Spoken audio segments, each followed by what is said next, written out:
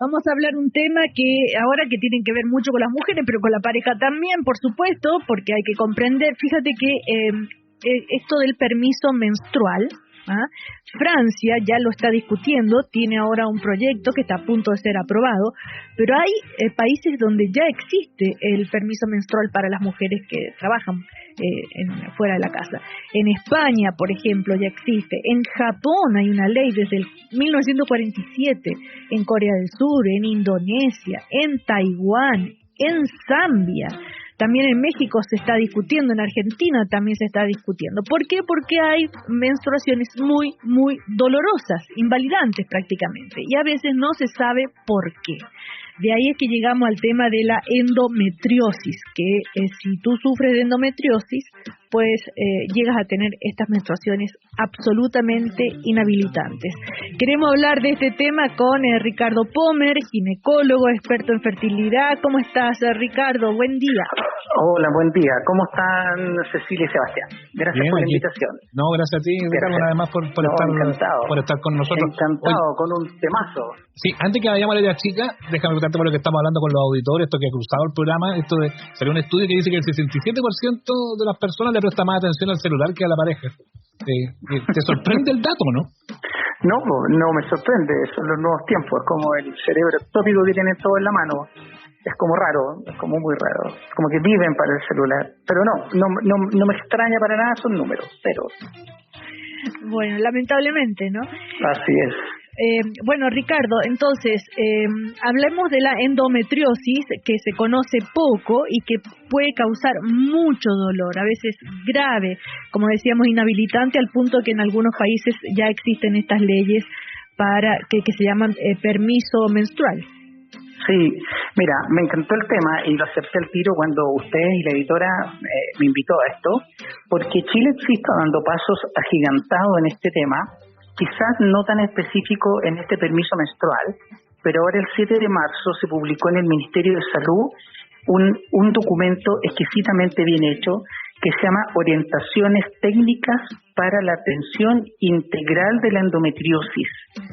Tú lo puedes leer, está en un lenguaje bastante fácil, que es del Programa Nacional de la Salud de la Mujer, y se acaba de publicar, donde vienen las directrices cómo el gobierno y cómo el Ministerio de Salud tienen que enfrentar esta enfermedad dramática que es la endometriosis. Y como bien dices tú, produce un dolor invalidante.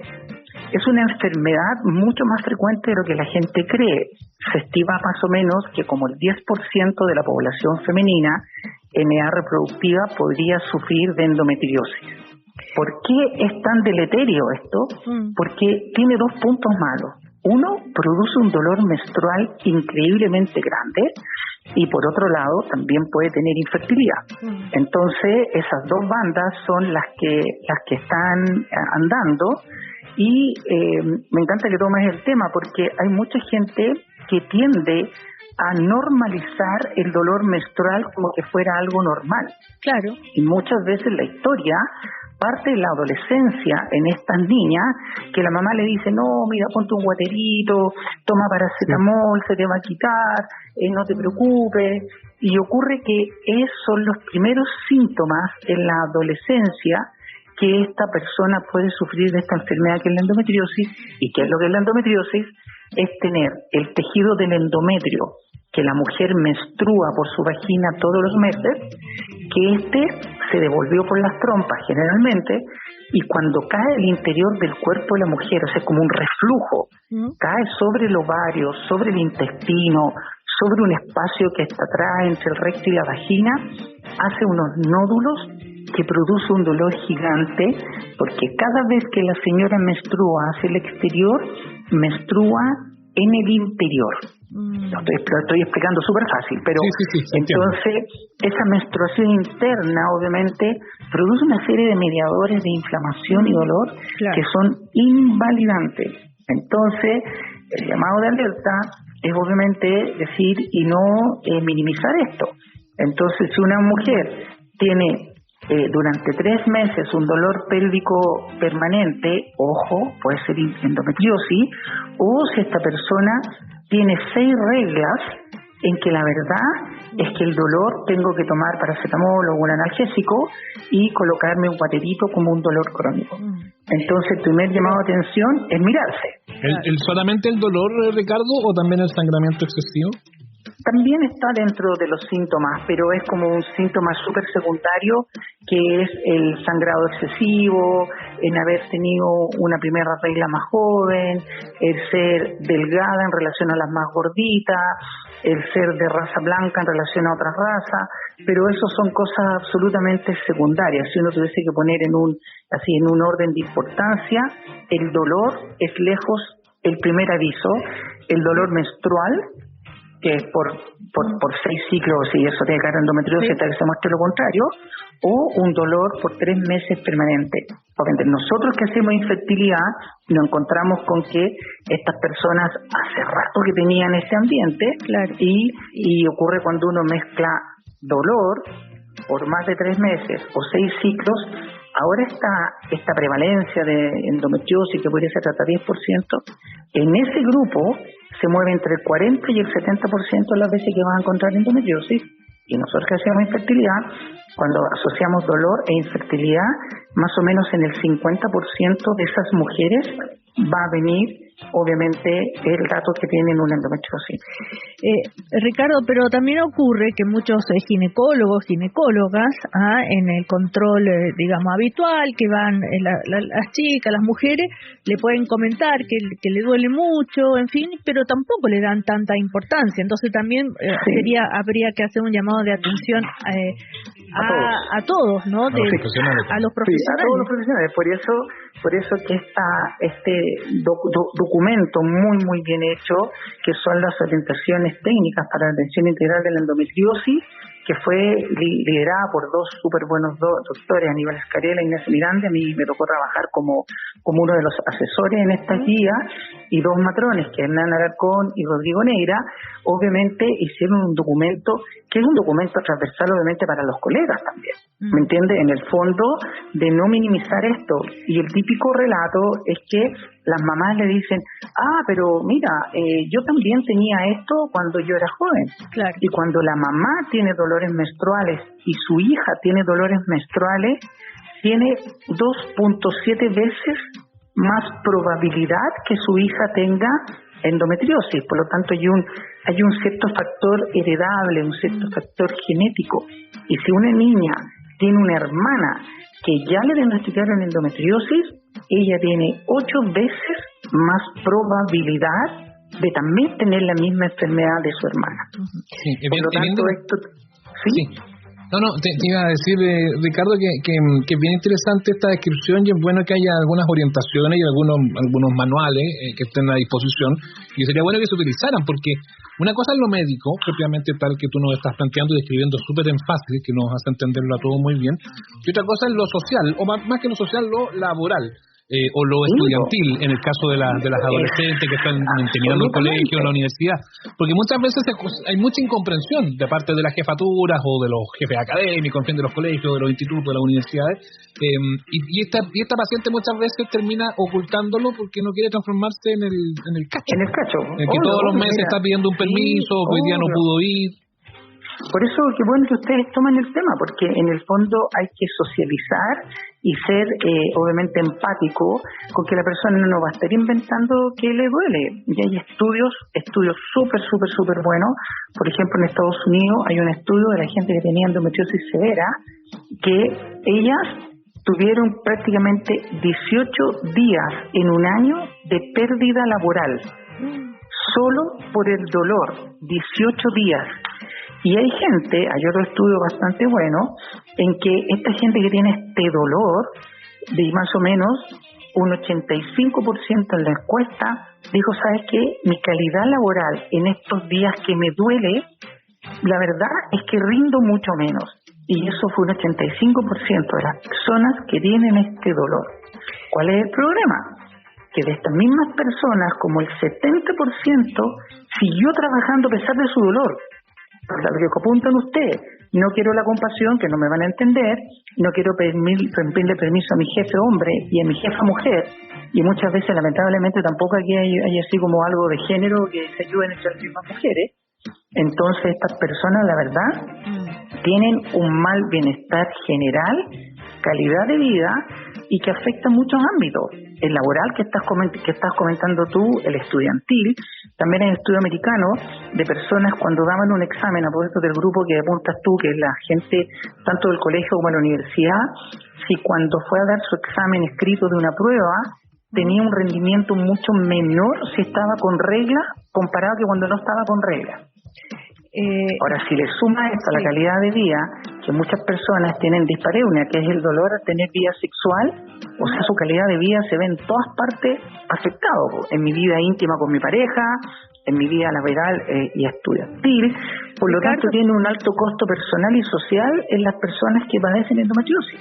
Estamos conversando con el ginecólogo experto en fertilidad, Ricardo Pomer. Ricardo, el tema es ¿cuál es el tratamiento, la solución antes de llegar ya al extremo que te produjo infertilidad, el paso anterior? Bueno, ¿Qué se hace? El paso anterior es obviamente la historia, casi como dirían los griegos, la anamnesis.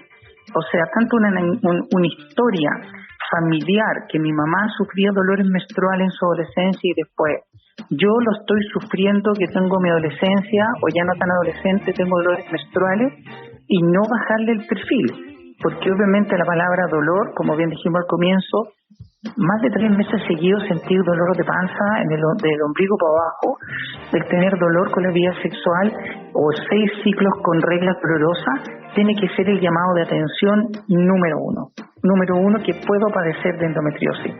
Y más si le agrego mi familia, peor todavía. Entonces es un llamado de alerta de consultar. Esperamos que con estas guías clínicas los doctores también se pongan al día, que digan, existe ahora una red, existe un sistema que está muy bien explicado en esta guía de cómo se pueden derivar las pacientes, tanto la gente del mundo privado como el mundo público, los CESFAM y todo lo demás, para que sigan estas recomendaciones clínicas, que como bien dices tú, como el diagnóstico, lo primero es la historia, segundo, una ecografía, y en los casos de más duda, una resonancia nuclear magnética. Entonces, obviamente, con eso, uno ya tiene prácticamente el diagnóstico hecho de que esa persona padece endometriosis, y como todas las cosas, hay un tratamiento médico, que puede ser con analgésicos. También hay un tratamiento que es, ojo, con el uso anticonceptivo, pero es para apaciguar los síntomas, pero no necesariamente que se acabe la enfermedad. Y entonces no tiene cura la enfermedad.